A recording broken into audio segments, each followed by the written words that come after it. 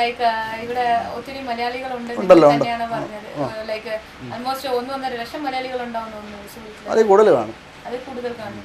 അപ്പൊ ഈ മലയാളികളൊക്കെ ഇവിടെ അസോസിയേഷൻ ഉണ്ടല്ലോ ഉണ്ടല്ലോ. എത്ര അസോസിയേഷൻ ഉണ്ട് ഇവിടെ? കേരള സമാജമുണ്ട്, നായർ ഒത്തിരി ഒത്തിരി സമാജമുണ്ട്. നല്ല എല്ലാത്തിലും ഉണ്ട്. നമ്മളൊരു സ്ഥാപനം കൊണ്ടിരിക്കുന്ന മറ്റുള്ള ആൾക്കാരെല്ലാം നമ്മളെ അറിയണമെന്നല്ല, ഇവിടെ വരും. അങ്ങനെ എല്ലാവരും എങ്കിലും തന്നെ നമ്മൾ ഒരു ഇങ്ങനെ ഒരാളാണ് എന്ന് പറഞ്ഞ് നമുക്ക് മറ്റുള്ളവർക്ക് കാണിച്ചു കൊടുത്താൽ മാത്രമേ നമുക്ക് ബിസിനസ് വൈസ് യൂസ് ഉണ്ടാവുള്ളൂ. പിന്നെ ഏതിലെങ്കിലും പൊസിഷൻ എടുത്തിട്ടുണ്ടോ? ഭാരവാഹിയായിട്ടുണ്ടോ? ഇല്ല, അങ്ങനൊന്നുമില്ല. മെമ്പർഷിപ്പ് മാത്രം. മെമ്പർഷിപ്പ് അങ്ങനെ ടൈം കിട്ടാത്തില്ല. അങ്ങനെ ഇവിടുത്തെ സമാജങ്ങളൊക്കെ എങ്ങനത്തെ സോഷ്യൽ എന്താ ചെയ്യുന്നത്? സോഷ്യൽ ആക്ടിവിറ്റി എന്ന് പറയുന്നത് അവർ സോഷ്യൽ എന്ന് പറഞ്ഞപ്പോൾ ഓരോ പ്രോഗ്രാം വെച്ച് അങ്ങനെയുള്ള ഇങ്ങനെയൊക്കെയുള്ള, അല്ലാതെ ഞാൻ അങ്ങനെ പോകാറില്ല. ഫങ്ഷൻ അങ്ങനെ പോകാറില്ല. ഓണം വിഷു ഒക്കെ വീട്ടിലാണെങ്കിലും, ഓണം എന്ന് പറയുമ്പോൾ അവരും ഈ നായർ അസോസിയേഷനിൽ അവർ ഒരു ദിവസം ഡേറ്റ് വെച്ചിട്ട് അവർ ഫങ്ഷൻ ചെയ്യാറുണ്ട്. അങ്ങനെയൊക്കെ. പിന്നെ ഇന്ന് ഈ കാണുന്ന ഈ ഭാരത് അല്ലെങ്കിൽ ഇന്ന് ഈ കാണുന്ന ഈ ദൈവത്തിൽ ഇനി ഒരു 5 വർഷം കഴിഞ്ഞ് ഞങ്ങൾ വരുവാണെങ്കിൽ എത്രത്തോളം വലുതായിട്ടുണ്ടാവും? അത് ദൈവത്തിന്റെ കയ്യിലാണ് ഒക്കെ ഇരിക്കുന്നത്. നമ്മൾ എങ്കിലും തന്നെ നമ്മൾക്ക് ഒരു വിഷൻ ഉണ്ടാവുമല്ലോ. രഘു എന്നുള്ള ഒരു വ്യക്തിക്ക് തീർച്ചയായിട്ടും ഒരു വിഷൻ ഉണ്ടാവുമല്ലോ. എനിക്ക് എൻ്റെ കമ്പനിയിലെ ഇത്ര വലുതാക്കണം, അല്ലെങ്കിൽ അന്ന് നിങ്ങൾ പറഞ്ഞു എനിക്ക് അതുമാതിരി ഒരു യൂണിറ്റ് തുടങ്ങണം എന്നുണ്ടായിരുന്നു, ഞാൻ എങ്ങനെയെങ്കിലും ഒരു ബിസിനസ് തുടങ്ങണ്ട, അന്ന് തോന്നിയ ആ ഒരു തോട്ടിലാണ് ഉണ്ടായതാണ് ഭാരത്. സോ അതുമാതിരി തന്നെ ഇന്നും നിങ്ങൾക്ക് ഒരു തോട്ട് ഉണ്ടാവുമല്ലോ. എത്രത്തോളം വലുതാക്കാനാണ് നിങ്ങള്?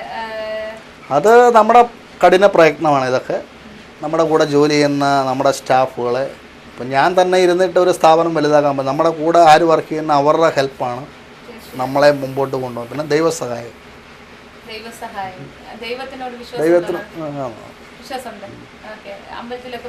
പോകാറുണ്ട് സമയം കിട്ടുമ്പോൾ. നാട്ടുകാരെ കാണിക്കാൻ വേണ്ടിയല്ല, എനിക്ക് സമയം കിട്ടുമെന്ന് എൻ്റെ മക്കളെയും കൊണ്ട് ഞാൻ അമ്പലത്തിൽ പോകും. എന്തോ അല്ല ഫങ്ഷൻ ആയാലും എന്തോ ആയാലും നാട്ടിലായാലും അങ്ങനെയൊക്കെയാണ്. ഉണ്ടല്ലോ, അയ്യപ്പ ക്ഷേത്രമുണ്ട്. ഇവിടുന്ന് ഒരു 5 കിലോമീറ്റർ കഴിയുന്നുണ്ട്. സമിതിയല്ല, ഇവിടെ അയ്യപ്പ ക്ഷേത്രം. നമ്മുടെ ആൾക്കാരുടെ ഉണ്ടാക്കിയതുണ്ട്. കഴിഞ്ഞു. അതെല്ലാം കഴിഞ്ഞല്ല, മകരവിളക്ക് കഴിഞ്ഞപ്പോൾ അതെല്ലാം കഴിഞ്ഞു. സീസൺ കഴിഞ്ഞു. എങ്കിലും ഡെയിലി അവിടെ പൂജയും കാര്യങ്ങളും എല്ലാം ഉണ്ടല്ലോ. നമ്മുടെ നാട്ടിൽ നിന്നുള്ള തന്ത്രി വന്നിട്ടാണ് അവിടെ എല്ലാം ചെയ്യുന്നത്. ഉണ്ടല്ലോ, ഞാൻ 8-9 മലയ്ക്ക് പോയിട്ടുണ്ട്. ഇപ്പം പിന്നെ കാലിന് മിസ്റ്റേക്കാ, പിന്നെ ഞാൻ പോയിട്ടില്ല. തീർച്ചയായിട്ടും അയ്യപ്പൻ മലയ്ക്ക് പോയവർക്ക് ആ ഒരു സങ്കടം ഉണ്ടാവും എന്തായാലും, പിന്നീട് കയറാൻ പറ്റിയില്ലെങ്കിലോ. സോ ഇന്ന് 2 പെൺമക്കൾ വളർന്നുകൊണ്ട് വരുന്നുണ്ട്. അച്ഛൻ ഒരു സ്ഥാപനം ഉണ്ടാക്കി നിലനിർത്തി. തീർച്ചയായിട്ടും അവരും ഒരു പ്രായം എത്തുമ്പോഴേക്കും തന്നെ എനിക്ക് വിശ്വാസമുണ്ട്, നിങ്ങൾക്ക് വിശ്വാസം ഉണ്ടോ ഇല്ലയെന്ന് എനിക്ക് അറിഞ്ഞൂടാ, എനിക്ക് വിശ്വാസമുണ്ട് ഇത് തീർച്ചയായിട്ടും വലിയൊരു കമ്പനിയായിട്ട് മാറുമെന്ന്. അപ്പോൾ ആ സാഹചര്യത്തിൽ പെൺമക്കളെയും കൂടിയിട്ട് ഈ ജോലിക്ക് ഇൻവോൾവ് ചെയ്യാൻ തയ്യാറാണോ? ചിന്തിക്കാത്ത കാര്യമാണ് തോന്നുന്നത് അല്ലേ? ഞാൻ അതിനെപ്പറ്റി ചിന്തിച്ചിട്ടില്ല. ഈ സ്ഥാപനം വലുതാവുക എന്ന് പറഞ്ഞു കഴിയുമ്പോൾ തീർച്ചയായിട്ടും ഇതിന്റെ 4 മടങ്ങ് അല്ലെങ്കിൽ 5 മടങ്ങ് വലുതാവണം, എങ്കിലും മാത്രമേ പെൺകുട്ടികൾക്ക് മാനേജ്മെന്റ് അന്നത്തെ കാലത്ത് ഇനി വരാൻ പോകുന്ന ടൈമിൽ എത്ര കൊല്ലങ്ങളുണ്ട്? ഒത്തിരി ഉണ്ട്. 10 ഇയേഴ്സ് ഉണ്ടല്ലോ. ആ 10 ഇയേഴ്സിൽ തീർച്ചയായിട്ടും നിങ്ങളുടെ അധ്വാനത്തിൽ ഇത് വളരില്ല എന്നുള്ള സംശയം ഉണ്ടല്ലോ? അങ്ങനെയൊന്നുമില്ല, വളരും. തീർച്ചയായിട്ടും ഗുജറാത്തിൽ അതിന് കുഴപ്പമൊന്നുമില്ല. ഈ ഗുജറാത്തിൽ ഇപ്പോ നമ്മള് വൈബ്രന്റ് ഗുജറാത്ത് എന്ന് പറഞ്ഞ ഒരു ഇതുണ്ടായിരുന്നു, ലൈക്ക് പല കൺട്രീസും വന്നിട്ട് സൈൻ ചെയ്യുന്നത്. അപ്പൊ നരേന്ദ്രമോദി സാറിനെ കുറിച്ച് എല്ലാവരും വന്നിട്ട് വളരെ നല്ല അഭിപ്രായമാണ് പറയുന്നത്. ലൈക്ക് നല്ലൊരു വിഷൻ ഉള്ള മനുഷ്യനാണ് എന്നൊക്കെ. നിങ്ങളുടെ കാഴ്ചപ്പാടിൽ എങ്ങനെയാണ്? എൻ്റെ കാഴ്ചപ്പാടിൽ 100% എനിക്ക് വിശ്വാസമാണ്. അദ്ദേഹത്തിന്റെ മാതിരി ഒരു വ്യക്തി നമ്മുടെ കേരളത്തിൽ ആയിരുന്നെങ്കിൽ നമ്മുടെ നാട്ടിലെ പൊളിറ്റിക്സ് ഒന്നും കാണത്തില്ലായിരുന്നു. അത്രയും ഭയങ്കര ബോൾഡ്. അയാള് നല്ലത്. എന്ത് ആക്ഷൻ എടുക്കണമെങ്കിലും പുള്ളി ഒറ്റയ്ക്ക് എടുക്കത്തുള്ളൂ. നമ്മുടെ നാട്ടിൽ അങ്ങനല്ല. അപ്പോൾ ചീഫ് മിനിസ്റ്ററാണ്, അയാൾക്ക് വലിയ കഴിവൊന്നും ഉണ്ടാവും. ഇപ്പോഴത്തെ ചീഫ് മിനിസ്റ്റർ നമ്മളെന്ത് പറയാൻ, നമ്മൾ നാട് കണ്ടുകൊണ്ടിരിക്കുന്ന ആൾക്കാരാണ്. അപ്പോൾ നമുക്ക് അതിന്റെ വ്യത്യാസം മനസ്സിലാവുന്നുണ്ട്. പിന്നെ ലൈക്ക് ജോലിയില് കൃത്യനിഷ്ഠത ഫോളോ ചെയ്യുന്ന ആളാണ് നിങ്ങൾ? സമയം വളരെ ഇതാണ്. ഞാൻ രഘു സാർ എന്ന് പറഞ്ഞു കഴിഞ്ഞാൽ പുറത്തെ സൊസൈറ്റിയിൽ രഘു സാർ അദ്ദേഹം ഇങ്ങനെയാണ് എന്ന് പറയുന്ന ഒരു ക്വാളിറ്റി നിങ്ങൾ എന്താണ് ഡെവലപ്പ് ചെയ്ത് വെച്ചിരിക്കുന്നത്? Hard work. എല്ലാവരും പറയും ഹാർഡ് വർക്ക് ചെയ്തിട്ടാണ് ഇന്ന് ഈ നിലയ്ക്ക് എത്തിയിരിക്കുന്നത്. ഒത്തിരി സമയം നോക്കാതെ വർക്ക് ചെയ്തിട്ടുണ്ട്. 24 hours ഒക്കെ വർക്ക് ചെയ്തിട്ടുണ്ട്. ഉറങ്ങാതെ കണ്ടിന്യൂസ്. നിങ്ങളുടെ ബാല്യകാലം അല്ലെങ്കിൽ നിങ്ങളുടെ ഒരു അഡൾട്ട് ഏജ്, മറ്റുള്ള പ്രായത്തിൽ, ആ സമയത്ത് ഒരു 20-23 പ്രായത്തിൽ എല്ലാവരും എൻജോയ് ചെയ്യുന്ന പ്രായത്തിൽ നിങ്ങൾ ജോലിക്ക് ഹാർഡ് വർക്കായിരുന്നു. അന്ന് നഷ്ടബോധം തോന്നിയിട്ടുണ്ട്? അഭിമാനമായിട്ട് ഈ പ്രായത്തിൽ നമ്മൾ ഇത് ചെയ്യുന്നു. ഒരു എന്താ പറയാ, നിങ്ങൾ ഒരു റൈറ്റ് പേഴ്സൺ ആണ്. നമ്മൾ ഇത്രയും ഒരു ഹാർഡ് വർക്ക് ചെയ്ത് ഒരു നിലയ്ക്ക് എത്തി. ഇന്നിപ്പോൾ ഒരു 2 എസ്റ്റാബ്ലിഷ്മെന്റ് തുടങ്ങി. ഇന്ന് ഒരു സ്ഥാനത്തിൽ, കുഴപ്പമില്ലാത്ത രീതിയിൽ നല്ലൊരു സ്ഥാനത്തിൽ ഇരിക്കുന്ന നിങ്ങൾ, നമ്മുടെ ഈ പ്രോഗ്രാം കണ്ടുകൊണ്ടിരിക്കുന്ന പ്രേക്ഷകർക്ക് അഡ്വൈസ് എന്ന് പറഞ്ഞു കഴിഞ്ഞാൽ എന്തായിരിക്കും പറയാൻ പോകുന്നത്?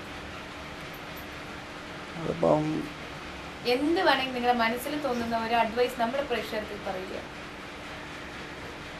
സ്വന്തം അധ്വാനിച്ച് മുമ്പോട്ട് പോവുക. സ്വന്തം അധ്വാനിച്ച് മുമ്പോട്ട് പോകും. ആരെയും കവളിപ്പിക്കാതെ. ചിന്ത കഴിഞ്ഞാൽ പിന്നെ അവൻ ജീവിക്കാൻ പറ്റത്തില്ല. ഇന്ന് ചീറ്റ് ചെയ്യുമ്പോൾ ചിലപ്പോൾ ജീവിച്ചു കാണുമായിരിക്കും, പക്ഷെ അത് തിരിച്ചൊരിക്കലും പറ്റത്തില്ല. സോ അതിൽ വളരെ ശക്തമായി വിശ്വസിക്കുന്ന ആളാണ്.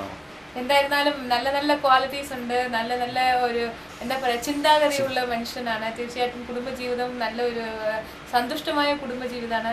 പക്ഷേ എങ്കിലും കാലിലൊരു ചെറിയ പ്രശ്നം ഉണ്ടെങ്കിലും അത് മൈൻഡ് ചെയ്യാതെ ജോലി അല്ല, ഞാനത് മൈൻഡ് ചെയ്തിട്ട് ഞാൻ ഇവിടെ വന്നിരിക്കത്തില്ല. ഞാൻ ഫുൾ ടൈം ഹാർഡ് വർക്ക് എപ്പോഴും ചെയ്യുന്നു. തീർച്ചയായിട്ടും ദൈവം നിങ്ങൾക്ക് എന്താ പറയാ എല്ലാ സമ്പത്തും എല്ലാം നല്ലതും തരട്ടെ എന്ന് പ്രാർത്ഥിക്കുന്നു. എന്തായിരുന്നാലും ഇപ്പൊ ഈ രാത്രിയില് അടുത്തും ഇപ്പുറത്തും മുകളിലും ഒക്കെ കമ്പനി പണിതുകൊണ്ടിരിക്കുമ്പോഴും ഇപ്പൊ നമ്മുടെ കമ്പനിയും പണിതുകൊണ്ടിരിക്കുമ്പോഴും ഇതിന്റെ ഇടയ്ക്ക് നമ്മുടെ പ്രേക്ഷകർക്കായിട്ട് ഒരു അരമണിക്കൂർ സാറിന്റെ ജീവിതത്തിനെ കുറിച്ചും സാറിന്റെ ബിസിനസിനെ കുറിച്ചൊക്കെ ഷെയർ ചെയ്തതിന് വളരെ 100,000 നന്ദികളുണ്ട്. നമസ്കാരം. സോ വ്യൂവേഴ്സ്, ഇന്ന് രഘു സാറിന്റെ എപ്പിസോഡ് എങ്ങനെ ഉണ്ടായിരുന്നു? അദ്ദേഹം പറഞ്ഞത് കണ്ടില്ലേ? അദ്ദേഹം 6 നീണ്ട വർഷം ജോലി ചെയ്തിട്ട്, ആ ജോലി പഠിച്ചിട്ട്, അദ്ദേഹത്തിന്റെ അധ്വാനം മാത്രം വിശ്വസിച്ചുകൊണ്ട് തുടങ്ങിയ ബിസിനസ്സാണ് ഭാരത്. സോ അവിടുന്ന് വെച്ചടി വെച്ചാണ് സാർ വന്നിട്ട് രേവതി തുടങ്ങിയിരിക്കുന്നത്. സോ ഇങ്ങനെ തന്നെയാണ് നമ്മൾ ഇരുന്ന് കുറച്ചായിട്ട് ഡെവലപ്പ് ചെയ്യുക, നമ്മൾ ഹാർഡ് വർക്ക് ചെയ്യുക, നമ്മളെ തന്നെ വിശ്വസിക്കുക. തീർച്ചയായിട്ടും ഏതൊരു മനുഷ്യനും ജീവിക്കാൻ പറ്റില്ല എന്നുള്ള ഒരു സാഹചര്യം തന്നെ ഈ ലോകത്തില്ല. അധ്വാനിക്കാൻ തയ്യാറാണെങ്കിൽ ജീവിക്കാൻ പറ്റും, നല്ല രീതിയിൽ ജീവിക്കാൻ പറ്റും. പിന്നെ അദ്ദേഹം പറഞ്ഞ അഡ്വൈസ് വളരെ ശക്തമായ ഒരു അഡ്വൈസാണ്. ഒരിക്കലും ആരും കബളിപ്പിക്കരുത്, ചീറ്റ് ചെയ്യാൻ ശ്രമിക്കരുത്. അങ്ങനത്തെ ഒരു തിങ്കിങ് വരുന്നത് തന്നെ തെറ്റാണ്. സോ ഇങ്ങനത്തെ കാര്യങ്ങൾ നമ്മുടെ ജീവിതത്തിനെ നല്ല രീതിക്ക് കൊണ്ടുപോകുന്ന കാര്യങ്ങളാണ്. ഇത് മനസ്സിൽ കരുതിയിട്ട് അത് കുറച്ച് ജീവിതത്തിൽ ഇംപ്ലിമെൻറ്റ് ചെയ്യാൻ ശ്രമിക്കുകയാണെങ്കിൽ നിങ്ങളും ഞാനും എല്ലാവരും തന്നെ നല്ല മനുഷ്യരായി മാറും എന്ന് പറഞ്ഞുകൊണ്ട് ഞാനിവിടെ ഈ എപ്പിസോഡ് കൺക്ലൂഡ് ചെയ്യാണ്. ഇത്രയും നേരം ഈ എപ്പിസോഡ് കണ്ടുകൊണ്ടിരുന്ന കേരള വിഷൻ പ്രേക്ഷകർക്ക് എന്നെ നന്ദി. നമസ്കാരം.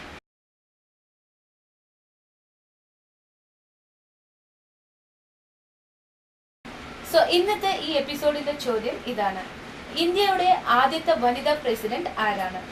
I repeat the question. ഇന്ത്യയുടെ ആദ്യത്തെ വനിതാ പ്രസിഡന്റ് ആരാണ്? ഈ ചോദ്യത്തിന് ശരി ഉത്തരം ഇനി പറയുന്ന ഫോൺ നമ്പറിലേക്ക് വിളിച്ചറിയിക്കുക. നന്ദി. ഞങ്ങളെ വിളിക്കേണ്ട ഫോൺ നമ്പർ 0484-231-7782 അല്ലെങ്കിൽ 83. ഫോൺ നമ്പർ ഒരിക്കൽ കൂടി 0484-231-7782 അല്ലെങ്കിൽ 83.